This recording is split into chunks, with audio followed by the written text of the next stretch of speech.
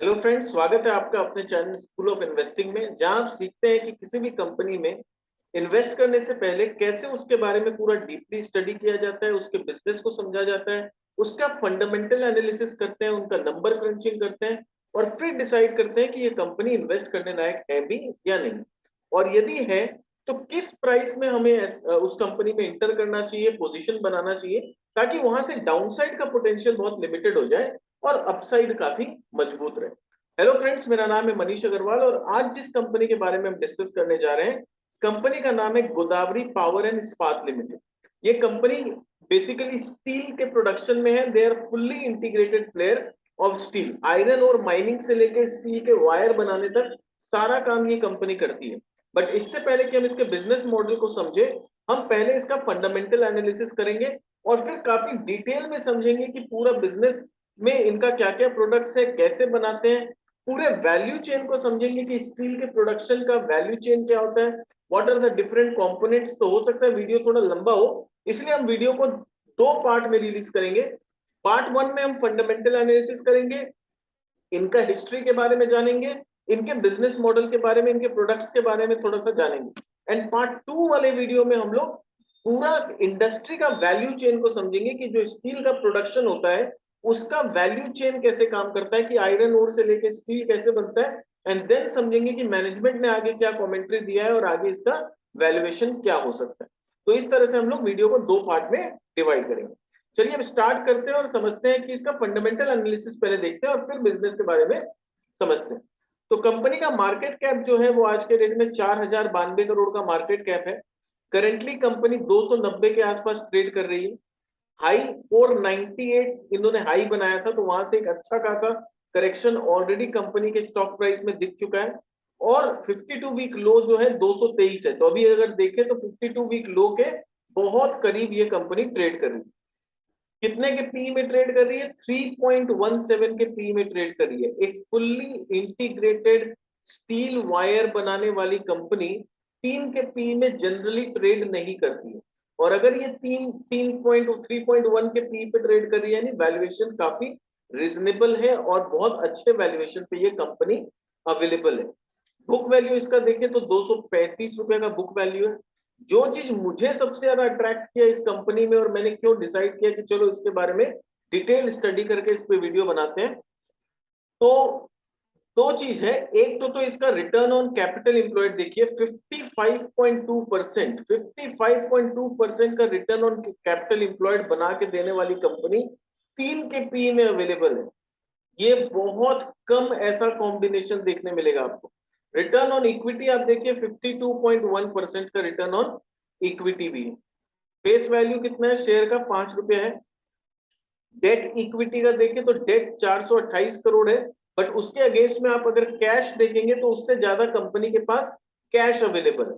तो net debt basis पे company is debt free. Debt equity देखेंगे तो 0.13 का डेट इक्विटी है। प्राइस टू बुक अगर हम लोग देखते हैं तो 1.23 का प्राइस टू बुक है। Market cap to sales is only 0.69। तो काफी सस्ते वैल्यूएशन पे हमें ये कंपनी फिलहाल अवेलेबल है।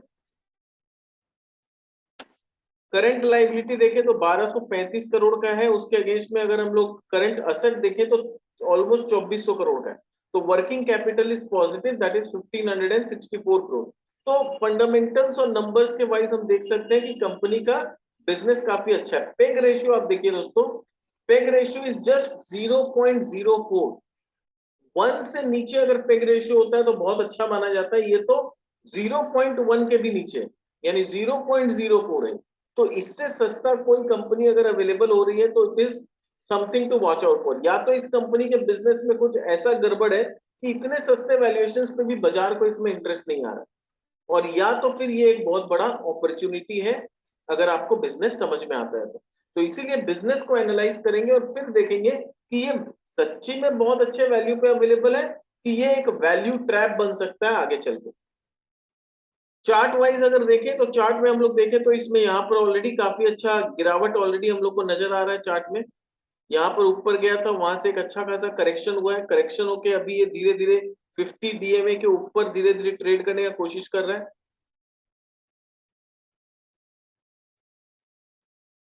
तो 50 डीएमए के ऊपर धीरे धीरे ट्रेड किया, 50 डीएमए का फिर से यहाँ पर सपोर्ट लिया। तो ये अगर यहाँ पर ये सपोर्ट को तोड़ देता है, मैं इसको पेन का यूज करता हूँ, तो अगर ये सपोर्ट को तोड़ देता है तो वो फिर नीचे जा सकता है। पर जिस तरह से इसने 2-3 बार यहाँ पर सपोर्ट लिया है, ऐसा लगता है कि एक सपोर्ट और लेके थोड़ा सा ऊपर जाना चाहिए, प्रोवाइडेड कि जिस सेक्टर में ये है, ये किसमें, मेटल सेक्टर में। तो मेटल सेक्टर में अगर कोई पॉजिटिव न्यूज आता है तो यहाँ से एक अपसाइड देखने मिल सकता है, और अगर कुछ भयानक नेगेटिव न्यूज आता है तो वो यहाँ से नीचे भी जा सकता है। तो दोनों पोजीशन है, बट नीचे जाने का जो स्कोप है या फिर नीचे जाने का जो जगह है, ऑलरेडी ये काफी करेक्ट हो चुका है। तो और डाउनसाइड बहुत लिमिटेड है इस कंपनी में, जो मुझे देख के लगता है। और अभी बिजनेस को हम लोग समझेंगे तो और डिटेल में हम लोग को समझ में आएगा कि मैं ऐसा क्यों बोल रहा हूँ। क्रॉस देखिए अगर कंपनी में, तो देखिए नेगेटिव कुछ नहीं है कंपनी में, कॉन्स कुछ भी नहीं है। Company has reduced its debt, stock is providing good dividend yield, company is expected to give good quarter, company has delivered good profit growth. 82.6% के कैगर से अगर कोई कंपनी ग्रोथ हो रही है तो नथिंग टू से, उसके ज्यादा और कुछ बोलने का नहीं है, नंबर स्पीक्स फॉर इटसेल्फ। अगर इसके पीयर के साथ हम लोग कंपैरिजन करें तो बाकी लोगों का पी अगर आप देखोगे तो ये 36 के पी पे, श्याम मेटेलिक्स ऑलमोस्ट 4.5 के पी पे, राजरत्न ग्लोबल 47 के पी पे, वेलस्पन कॉर्प भी मेटल से रिलेटेड कंपनी 18 के पी पे, Apollo ट्राइकॉट 50, Maharashtra seamless 12.5, Usha Martin जैसी कंपनी 15 के पी पे अवेलेबल है, और गोदावरी पावर जैसी हाई पेडिग्री की कंपनी 3 के पी पे। तो 3 के पी पर ये इतनी अच्छी कंपनी अगर है तो इज इट जस्टिफाइड और नॉट, ये आप लोग डिसाइड करिए। ईवी बाई इबिटा देखें तो बाकी लोग 22-23 के ईवी बाई इबिटा पे है, श्याम मेटेलिक्स का इबिटा 3 है, वेल्सपन कॉर्प का 7 है, Apollo ट्राइकॉट 32, Maharashtra seamless 8, Usha Martin 10 और ये 2.15। तो ईवी बाई इबिटा के मैट्रिक्स में भी ये सबसे सस्ती है। और उसके अगेंस्ट में आप देखिए रिटर्न ऑन कैपिटल एम्प्लॉयड और रिटर्न ऑन इक्विटी में ये सबसे ज्यादा रिटर्न देने वाली कंपनी। तो रिटर्न भी सबसे ज्यादा दे रही है अपने पीयर ग्रुप में, और वैल्यूएशन भी सबसे कम है अपने पीयर ग्रुप में। तो ये कितना दिन तक जस्टिफाइड है और क्यों जस्टिफाइड है, ये बाजार ही जानता है, मैं नहीं जानता हूँ। क्वार्टरली परफॉर्मेंस को अगर हम देखें तो इनका जो रेवेन्यू हुआ करता था दिसंबर 2020 से अगर हम लोग ट्रैक देखें तो 1100 करोड़, 1200 करोड़, 1160, 1270, 1585, 1438 और अभी जून में 1600 करोड़ का टॉप लाइन, यानी अपना हिस्टोरिकली हाई। जबकि अभी हम लोग बोल रहे हैं कि मेटल सेक्टर डाउन है, मेटल सेक्टर में उतना बेनिफिट नहीं है, इतना सब कुछ नेगेटिव चल रहा है मेटल सेक्टर में। उसके बाद इतना नेगेटिविटी के बाद भी ये कंपनी अगर जून क्वार्टर में अपना टॉप लाइन हिस्टोरिकली सबसे हाई बना के देती है, तो यानी फंडामेंटली कंपनी का बिजनेस बहुत स्ट्रांग है। हाँ, अगर यहाँ देखे ऑपरेटिंग मार्जिन तो आप बोल सकते हो कि यहाँ पर 52% का मार्जिन था, यहाँ 30% का था, तो यहाँ पर अभी गिर गया। हाँ, लास्ट 2 क्वार्टर में ऑपरेटिंग मार्जिन गिरा है, no doubt, but what is important is कि टॉप लाइन बढ़ रहा है। ऑपरेटिंग मार्जिन गिरने का कारण मेटल में हम लोग जानते हैं कि इंटरनेशनल एनवायरनमेंट का बहुत बड़ा रोल होता है। तो इंटरनेशनली अगर थोड़ा सा सब कुछ बियरिश लग रहा है तो वहां पर क्या होता है, मेटल्स के दाम करेक्ट होने लगते हैं, और काफी मेटल्स के दाम अभी गिरे हैं पिछले 4-5 महीना में, ये हम सब जानते हैं। तो वहां पर अगर इतना दाम गिरने के बावजूद भी अगर कंपनी ने अपना टॉप लाइन को बढ़ाया है, I will give credit to the management. Margins ऐसा नहीं कि खाली इसी का थोड़ा सा डिप हुआ है, आप दूसरे मेटल कंपनीज का मार्जिन देखोगे तो उन लोगों का भी अच्छा खासा मार्जिन में डिप आया है। तो यहाँ पर डिप आने के बाद भी अगर कंपनी 28% का ऑपरेटिंग मार्जिन कमा के दे रही है तो it is not a small thing. 28% का मार्जिन अच्छा है, provide given that the scenario is so bearish. Net profit का बात करें तो अर्निंग पर शेयर इन्होंने अभी जून क्वार्टर में 23 रुपया का अर्निंग किया है, दिसंबर मार्च में इन्होंने 28 रुपया का अर्निंग किया था। पिछला जून से तो कंपेयर नहीं करें तो बेटर है, सॉरी जून 2020 से, आई मीन जहां पर लॉकडाउन और सारा सब कुछ लगा हुआ था। पिछला जून 2021 में इन्होंने ऑलमोस्ट 31 रुपया का अर्निंग किया था, जब मेटल के प्राइसेस एकदम आसमान छू रहे थे और मेटल एकदम बुलिश फेज से गुजर रहा था। तो उस समय इनका मार्जिन भी आप देखो 52% का मार्जिन उन्होंने रिकॉर्ड किया था। तो ये तो एक एक्सेप्शनल सिचुएशन हो गया। मुझे जो देख के लगता है कि इनका जो सस्टेनेबल मार्जिन है वो 28% से 32% के रेंज में होना चाहिए, सस्टेनेबल मार्जिन जो मुझे दिखता है, या फिर ज्यादा से ज्यादा 33-34%। 28 के नीचे बहुत कम चांस दिखता है, क्योंकि ऑलरेडी इतने लो फेज में 28 का मार्जिन इन्होंने केटर किया है। और 32-33 के ऊपर जाना इज एन एक्सेप्शनल सिचुएशन। पूरे साल का परफॉर्मेंस देखें तो पिछले साल FY22 में इन्होंने 5,400 करोड़ का टर्नओवर किया था। पूरे साल का मार्जिन 34% था, जो मैंने बताया कि एकदम बहुत अच्छा सब कुछ होता है तो पूरे साल के बेसिस पे 34% का मार्जिन आ सकता है। तो 104 रुपया का ईपीएस इन्होंने पूरे साल में किया था। सेल्स ग्रोथ का बात करें तो ट्रेलिंग 3 इयर्स में 18% के कैगर से ग्रो कर रहा है, 5 साल में 25% के कैगर से सेल्स ग्रो कर रहा है। प्रॉफिट का कैगर देखिए, पिछले 5 साल में 83% के कैगर से प्रॉफिट ग्रो किया है। तो 83% के कैगर से अगर प्रॉफिट ग्रो कर रहा है तो कंपनी और उनके प्रोडक्ट्स में कुछ तो ऐसा है जिसके वजह से वो लोग इतना प्रॉफिट को ग्रो कर पा रहे हैं। और ये हम लोग को तब समझ में आएगा जब हम लोग इसके बिजनेस को डिटेल में पूरा स्टडी करेंगे। स्टॉक प्राइस अगर देखें तो पिछले 3 साल में 106% स्टॉक प्राइस बढ़ चुका है, यानी 3 साल में इन्होंने इन्वेस्टर के पैसे को डबल करके दे दिया। बैलेंस शीट देखें तो नथिंग लाइक इट, 428 करोड़ का सिर्फ डेट है, जो कि पिछले साल 900 करोड़ का था, तो इन्होंने डेट पेमेंट भी किया है। उसके बावजूद अगर इनके पास कैश देखें हम लोग तो इनके पास इन्वेंट्री में 874 करोड़ रुपए का इन्वेंट्री है, 350 करोड़ ट्रेड रिसीवेबल है और कैश में इनके पास 575 करोड़ रुपया कैश में पड़ा हुआ है। लोन्स एंड एडवांसेस में इन्होंने 605 करोड़ रुपया लोन बांट रखा है, मे बी अपनी सब्सिडरीज को या किसी कहीं पर फंड में इन्वेस्टमेंट कर रखा है। इन्वेस्टमेंट भी इनके पास 240 करोड़ के आसपास का इन्वेस्टमेंट भी। कैश फ्लो देखें तो दो सबसे इंपॉर्टेंट चीज होता है ऐसी कंपनी में कि क्या कंपनी कैश जनरेट कर रही है। तो 1330 करोड़ का ऑपरेटिंग कैश फ्लो कंपनी ने किया है।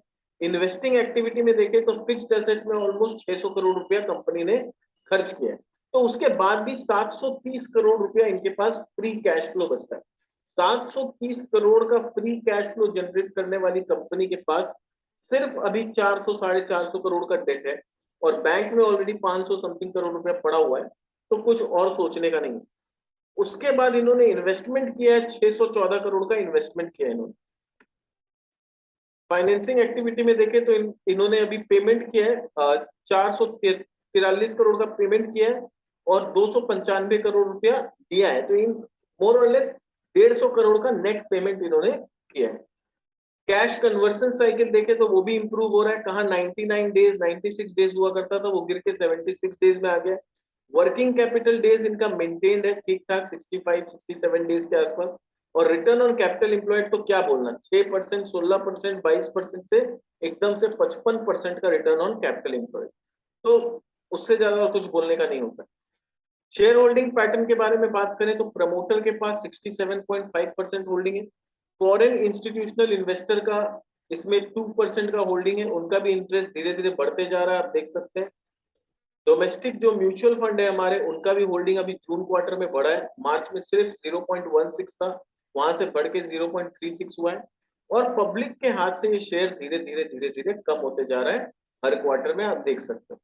तो यानी यहाँ पर धीरे धीरे जो हमारे म्यूचुअल फंड है और फॉरेन इंस्टीट्यूट का इंटरेस्ट आते जा रहा है। और जैसे ही मेटल में कुछ अच्छा न्यूज आने लगेगा, मेटल का साइकिल दोबारा से अगर थोड़ा अच्छा होने लगेगा, तो दोबारा से इसमें एक स्ट्रॉन्ग बाइंग नजर आएगा और स्टॉक प्राइस आगे बढ़ सकता है। बट नेगेटिव चीज क्या है, अभी मेटल सेक्टर एकदम बहुत बुरे दौर से गुजर रहा है, डिमांड नहीं है मार्केट में, क्योंकि रशिया यूक्रेन के वॉर के बाद वैसे ही सारे जगह इन्फ्लेशन बहुत ज्यादा हो चुका है। इन्फ्लेशन की वजह से क्या हुआ है, बहुत सारी कंट्री जो इंफ्रास्ट्रक्चर में खर्चा करने वाली थी, जहां से मेटल्स का डिमांड आने वाला था, वो चीज थोड़ा पोस्टपोन्ड हो गया है। चाइना जो कि सबसे बड़ा कंज्यूमर है स्टील का, प्रोड्यूसर तो है स्टील का, सबसे बड़ा कंज्यूमर भी वही है। चाइना का रियल एस्टेट मार्केट अभी फॉल्ट कर रहा है, तो चाइना का जो स्टील का डिमांड है दुनिया में सबसे ज्यादा है, और वो होता ही रियल एस्टेट में यूज करने के लिए। तो वहां पर अगर रियल एस्टेट उनका अगर सरेंडर कर रहा है, उनका रियल एस्टेट फॉल्टर कर रहा है, तो वहां से ऑलरेडी डिमांड बहुत स्लो डाउन पे जा चुका है। तो ये सब कारण है कि अभी मेटल सेक्टर काफी बुरे दौर से गुजर रहा है। और खास करके अभी इनका जो मेन प्रोडक्ट है, अभी हम लोग बात करेंगे आयरन और पैलेट, जो इनको इन लोग एक्सपोर्ट किया करते थे, उसमें भी गवर्नमेंट ने एक्सपोर्ट ड्यूटी लगा दिया है, तो उसके वजह से डोमेस्टिक मार्केट में भी आयरन और पैलेट बोल लीजिए दूसरा का जो फिनिश प्रोडक्ट है उसका रियलाइजेशन थोड़ा सा कम हो रहा है। तो ये सब चीज नेगेटिव है, और इसी के वजह से ये कंपनी आज इतने सस्ते वैल्यूएशन पे मिल रही है।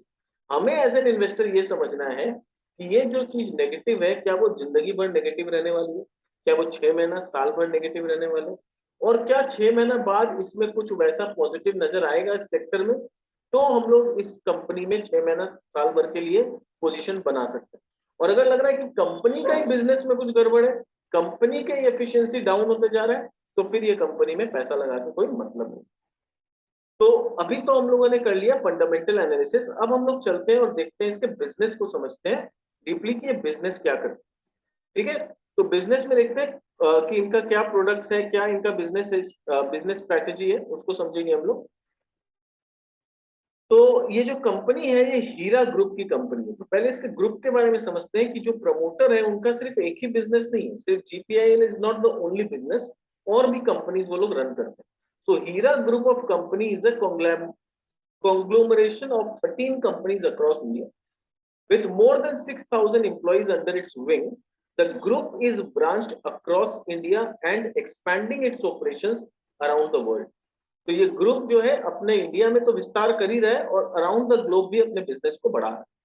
By being driven in providing customers with effective product and services, Hira Group combines its unparalleled experience in its operations spread across 7 business verticals. तो इनका business total 7 verticals में फैला हुआ है। Steel is one of them, ferroalloys है, energy है, mining है, cement है, technology है, real estate।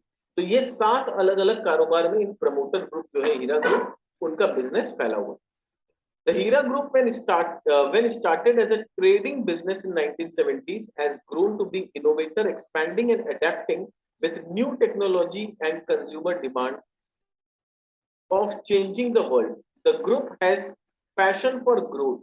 यानी ये सब तो ठीक है कि ग्रुप ने बहुत छोटे से चालू किया था और पैशन की वजह से आज वो लोग अपने बिजनेस को इतना बड़ा कर पाए। तो ये तो हम लोग को समझ में आ रहा है।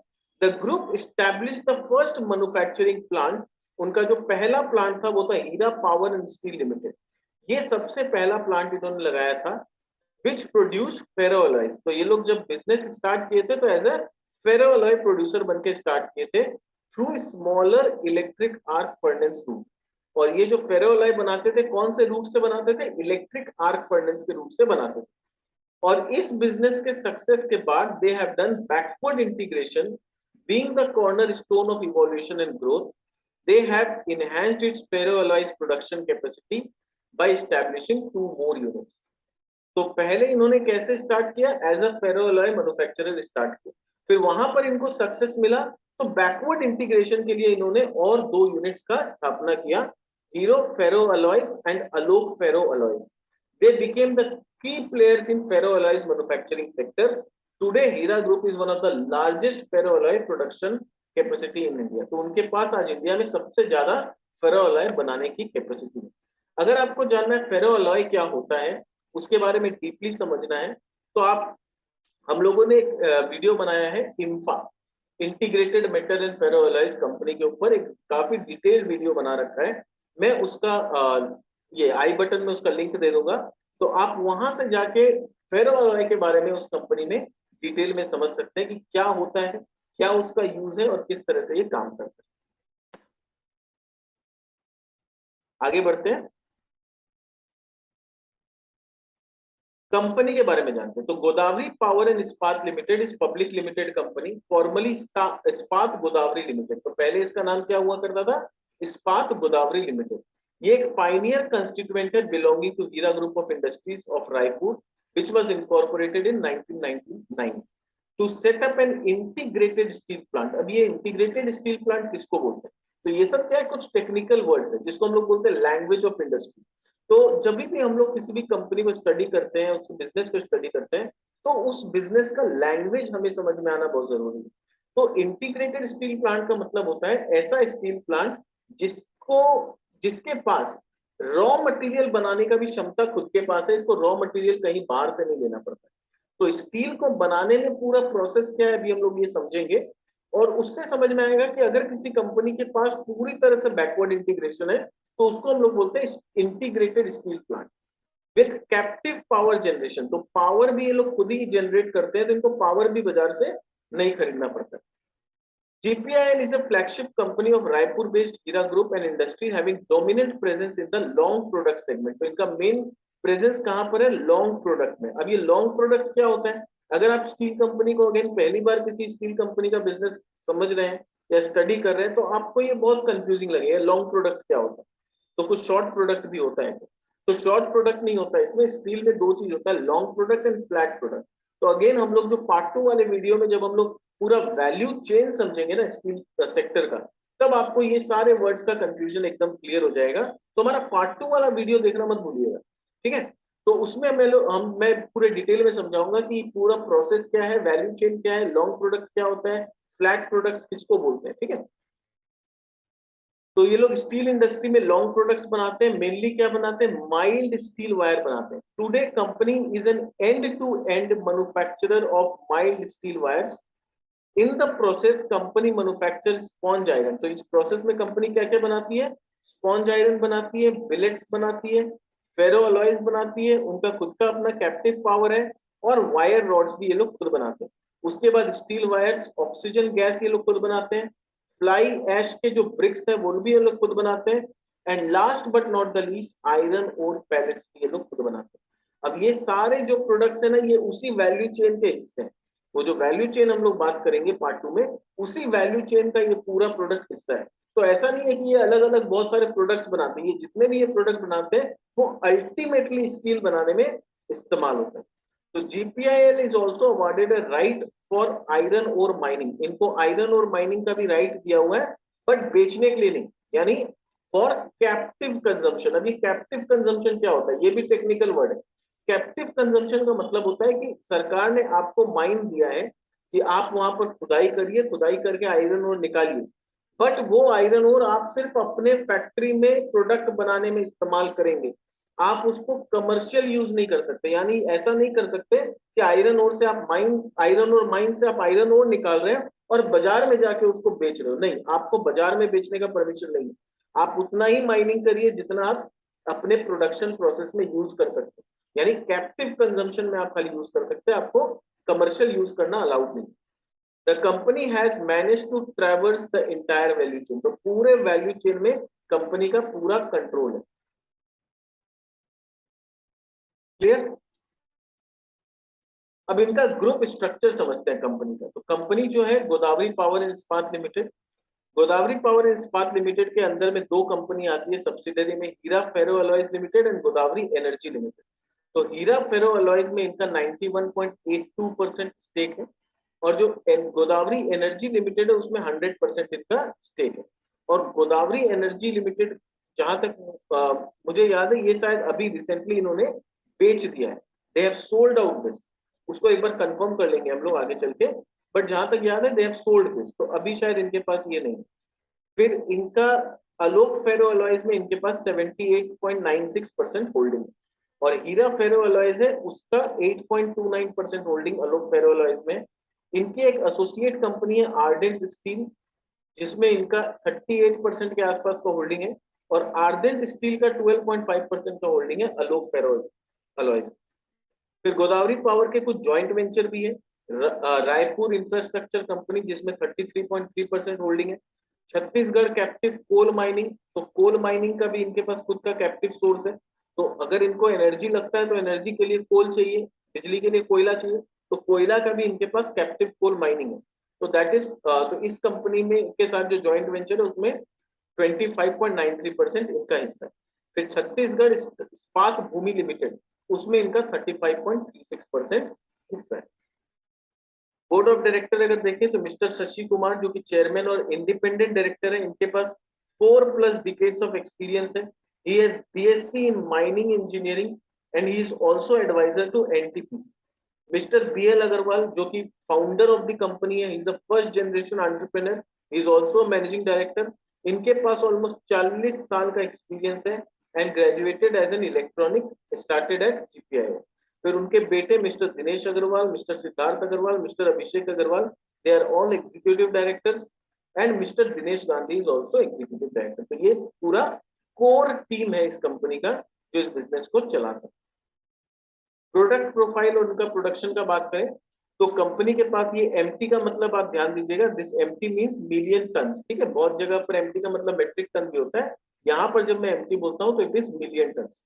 तो आयरन और माइनिंग का इनके पास जो कैपेसिटी है 3.05 मिलियन टन्स का कैपेसिटी है, और 76% कैपेसिटी यूटिलाइजेशन पे करेंटली ये काम हो रहा है। आयरन और पैलेट्स का इनके पास 3.4 मिलियन टन्स का है और ऑलमोस्ट 100% कैपेसिटी यूटिलाइजेशन है। स्पॉन्ज आयरन का 0.5 मिलियन टन, स्टील बिलेट्स का 0.4 मिलियन टन, वहां पर भी 99% और 82% का कैपेसिटी यूटिलाइजेशन हो रहा है। एमएस राउंड्स यानी जो ये लोग राउंड पाइप्स बनाते हैं उसका 0.4 मिलियन टन का है, इसका भी यूटिलाइजेशन बहुत कम है। एचबी वायर्स का 0.1 मिलियन टन है, इसका भी यूटिलाइजेशन अभी बहुत कम है। फेरो अलॉयज का इनके पास 16,500 और 60,500 टन का कैपेसिटी है, 83% का यहाँ पर यूटिलाइजेशन है। और पावर में इनके पास 73 मेगावाट कैपेसिटी है और यूटिलाइजेशन 69% है। तो ये हो गया इनका पूरी तरह से कैपेसिटी यूटिलाइजेशन। अब आते हैं इनके प्लांट्स कहाँ कहाँ पर है। तो इनका जो पैलेट बनाने का जो प्लांट है वो उड़ीसा में है, उसका capacity 0.8 million ton per annum का कैपेसिटी है। फिर छत्तीसगढ़ में इनका आयरन ओर का कैप्टिव माइन है, तो आयरन ओर का जो इनका माइन है वो कहाँ पर है, छत्तीसगढ़ में, 2.35 मिलियन टन पर एनम का वो कैपेसिटी। फिर छत्तीसगढ़ में और एक बोरिया तिबू आयरन ओर कैप्टिव माइन है, उसमें 0.7 मिलियन टन का इनका कैपेसिटी। फिर इनके और जो प्लांट्स है आप देख सकते हो, सिलतारा इंटीग्रेटेड प्लांट छत्तीसगढ़ में कहाँ कहाँ पर है, आप वीडियो पॉज करके इसका डिटेल देख सकते हो। उरिया इंडस्ट्रियल एरिया में है और कुछ अदर लोकेशंस में भी है। फिर इनका प्रोडक्शन का अगर मैं बात करूं तो प्रोडक्शन में इनका आयरन और माइनिंग आप देख सकते हो, आयरन और माइनिंग का प्रोडक्शन बढ़ा है। आयरन और पैलेट्स का प्रोडक्शन इस क्वार्टर में बढ़ा है। स्पॉन्ज आयरन का भी प्रोडक्शन बढ़ा है। स्टील बिलेट्स का प्रोडक्शन थोड़ा सा यहाँ पर डाउन हुआ है। एमएस राउंड टीएमटी बार्स जो होता है उसका प्रोडक्शन हल्का फुल्का डाउन हुआ है। और फेरो अलॉय का प्रोडक्शन मोर और लेस फ्लैट है, थोड़ा डाउन हुआ है बट मोर और लेस फ्लैट है। ये प्रोडक्शन समझिए कि कितना प्रोडक्शन करता है। ये प्रोडक्शन किसमें दिया हुआ है, मेट्रिक टन्स में दिया हुआ है। यानी अगर आप पढ़ोगे तो ये 7,58,306 metric tons, not million ton, ये मेट्रिक टन है। और ये प्रोडक्शन किसमें हुआ है, सिर्फ Q1 में हुआ। ये एक क्वार्टर का बात हो रहा है, पूरे साल का बात नहीं हो रहा। तो यहाँ जब हम कंपेयर कर रहे हैं तो पिछले क्वार्टर के मुकाबले कंपेयर कर रहे हैं और पिछला साल के मुकाबले भी कंपेयर कर रहे हैं, उस बेसिस पे हम लोग यहाँ पर बात कर रहे हैं प्रोडक्शन। नेक्स्ट देखते हैं सेल्स वॉल्यूम। तो सेल्स वॉल्यूम जो है थोड़ा सा पिछले क्वार्टर के कंपैरिजन में गिरा है, क्योंकि गवर्नमेंट ने क्या किया था, एक्सपोर्ट ड्यूटी लगा दिया था इन प्रोडक्ट्स के एक्सपोर्ट पे। तो जैसे ही एक्सपोर्ट ड्यूटी सरकार ने लगाया तो सामान महंगा हो गया, और महंगा हो गया तो फॉरेन का डिमांड गिर गया, जिसके वजह से यहाँ पर हम लोग सेल्स वॉल्यूम में थोड़ा सा डिप देख रहे हैं आयरन और पैलेट्स का, क्योंकि they are the major exporter of iron ore pellets in India. तो आयरन और पैलेट्स जो ये लोग बनाते हैं बहुत हाई ग्रेड का होता है, जिसमें आयरन कंटेंट बहुत ज्यादा होता है और इनको प्रीमियम प्राइस मिलता है, और ये प्रोडक्ट इनका मेनली एक्सपोर्ट होता है। तो जैसे ही सरकार ने एक्सपोर्ट ड्यूटी लगाया, यहाँ पर सेल्स का वॉल्यूम थोड़ा सा गिर गया। बट उसके अगेंस्ट में आप देखिए आयरन और पैलेट्स की मदद से लोग बनाते हैं स्पॉन्ज आयरन, उसका सेल्स वॉल्यूम कितना बढ़ा। यानी इन्होंने क्या स्मार्टनेस किया, आयरन और पैलेट्स नहीं बेच पाए तो उससे स्पॉन्ज आयरन बना के उसको डोमेस्टिक मार्केट में बेचना चालू कर दिया, तो डोमेस्टिक मार्केट में उसका सेल्स वॉल्यूम बढ़ गया। स्टील बिलेट्स देखिए इसका वॉल्यूम बढ़ा है। एमएस राउंड पाइप्स इसका सेल्स बढ़ा है। फेरो अलॉयज मोर और लेस इक्वल है। गैल्वेनाइज्ड फैब्रिकेटेड प्रोडक्ट्स थोड़ा सा यहाँ पर डिप आया। रियलाइजेशन का बात करें तो जैसा हम जान रहे हैं कि मेटल में सारे प्रोडक्ट का दाम काफी गिरा हुआ है, तो रियलाइजेशन जो है थोड़ा सा गिरा है। आयरन और पैलेट्स का रियलाइजेशन जो है, ये रियलाइजेशन किस भाव पे है, पर टन के रेट पे। तो 13,942 रुपया पर टन था पिछले साल, जो अभी गिर के 11,596 रुपया हो। स्पॉन्ज आयरन का पर टन का रेट थोड़ा सा बढ़ा है पिछले साल के मुकाबले। स्टील बिलेट्स का बढ़ा है, तो भले ही पैलेट्स का दाम कम हुआ हो, पैलेट्स के मदद से इन्होंने जो फिनिश प्रोडक्ट्स बढ़ाया उसमें इनको रियलाइजेशन अच्छा मिला। तो इंटरेस्टिंग चीज क्या हो गया कि स्पॉन्ज आयरन में वॉल्यूम में भी ग्रोथ आया और रियलाइजेशन भी बेटर हुआ, तो इनको डबल फायदा हो गया। और यही कारण है कि इनका टॉप लाइन हम लोग जून में देख रहे हैं हिस्टोरिकली सबसे हाई। बिलेट्स का इनको क्या फायदा हुआ, बिलेट्स में आप देखिए वॉल्यूम भी बढ़ा, बिलेट्स में आप देखिए यहाँ पर रियलाइजेशन भी बढ़ा, तो अच्छा चीज हो गया। एमएस राउंड में भी यहाँ पर सेल्स का वॉल्यूम थोड़ा सा बढ़ा है और यहाँ पर हम लोग देख सकते हैं रियलाइजेशन भी बढ़ा है। तो एक तरफ आपका वॉल्यूम भी बढ़ रहा है, दूसरी तरफ आपका सेलिंग प्राइस भी बढ़ रहा है। तो सोचो एक सिंपल सा एग्जांपल, पहले आप अपने दुकान में 10 पीस ब्रेड बेचा करते थे, और वो आप बेचा करते थे मान लो 10 रुपए। आज आप 10 के जगह 15 पीस बेच रहे हैं, और उसको भी आप 12 रुपया करके बेच। तो पहले आपका रियलाइजेशन होता था टोटल 100 रुपया का, आज वॉल्यूम भी ग्रोथ आ गया और रियलाइजेशन भी ग्रोथ आ गया, तो टोटल आपका 180 रुपया का टॉप लाइन हो गया। तो यही कारण है कि इनका जून में टॉप लाइन इतना क्यों बढ़ा, क्योंकि इनके जो फिनिश्ड प्रोडक्ट्स है, जो ये लोग डोमेस्टिक मार्केट में बेच रहे हैं, उसका वॉल्यूम भी बढ़ा और रियलाइजेशन भी बढ़ा, तो इनको डबल एंड से फायदा मिला। Same with ferro alloy, same with galvanized fabricated product. तो यहाँ पर आप हिस्टोरिकली देख सकते हो कि पास्ट परफॉर्मेंस इनका कैसा रहा है। आयरन और माइनिंग में इनका माइनिंग एक्टिविटीज किस तरह से बढ़ा, फिर घटा, फिर यहाँ पर बढ़ा। ट्रेंड पैलेट का प्रोडक्शन इनका बढ़ते जा रहा है, बढ़ते जा रहा है, थोड़ा सा अप ट्रेंड में ही है। स्पॉन्ज आयरन का प्रोडक्शन इनका थोड़ा सा बढ़ा था, बीच में थोड़ा डिप हुआ, अभी मोर और लेस फ्लैट पे। कैप्टिव पावर जनरेशन इनका मोर और लेस सेम लेवल पे। फिर पास्ट ऑपरेशनल परफॉर्मेंस इसमें भी देख सकते हैं कि इनका स्टील प्रोडक्शन किस तरह से जा रहा है, सिलिको मैग्नीज का प्रोडक्शन का ट्रेंड क्या है। एमएस राउंड यहाँ पर थोड़ा सा FY22 में गिरा है, FY21 में तो काफी बढ़ गया था। एचबी वायर, ये एचबी वायर का प्रोडक्शन इनका काफी गिर रहा है और पिछले 3 साल से गिर रहा है। तो this is only one concern जो कंपनी में नजर आ रहा है कि इनका जो मेन एचबी, या मेन तो नहीं बोलूंगा, एचबी वायर जो इनका प्रोडक्ट है, उसका प्रोडक्शन इनका दिन पे दिन गिर रहा है। फिर आयरन और पैलेट्स का रियलाइजेशन का बात करें तो रियलाइजेशन इनका अचानक से बढ़ गया था, अभी थोड़ा सा डिप किया है। स्पॉन्ज आयरन का रियलाइजेशन बढ़ते जा रहा है, स्टील बिलेट्स का भी रियलाइजेशन बढ़ते जा रहा है। तो मेन मेन प्रोडक्ट जिसमें वॉल्यूम ग्रोथ आ रहा है, उसमें रियलाइजेशन भी ग्रोथ आ रहा है।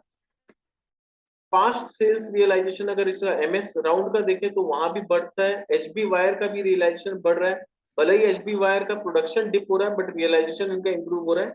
और सिलिको मैग्नीज का थोड़ा सा डिप हुआ है, बट ट्रेंड वाइज देखेंगे तो अभी भी पॉजिटिव है और काफी अच्छा यहाँ पर ग्रोथ आ रहा है। नेक्स्ट जो सेक्शन है नॉलेज सेक्शन, ये नॉलेज सेक्शन में हम लोग डिस्कस करेंगे पूरा कंपनी का वैल्यू चेन कैसे काम करता है, इसको पूरा डिटेल में समझेंगे। वो हम लोग पार्ट 2 वाले वीडियो में करेंगे।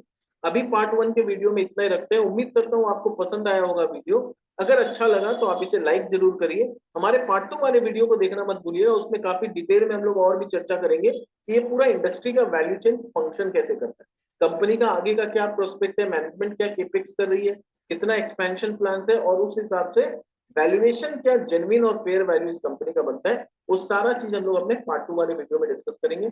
इस वीडियो को लाइक करना मत भूलिएगा, अगर आपको पसंद आया अपने दोस्तों के साथ शेयर करिए, ताकि वो भी इसी तरह के वैल्यूएबल कंटेंट कंज्यूम कर पाए।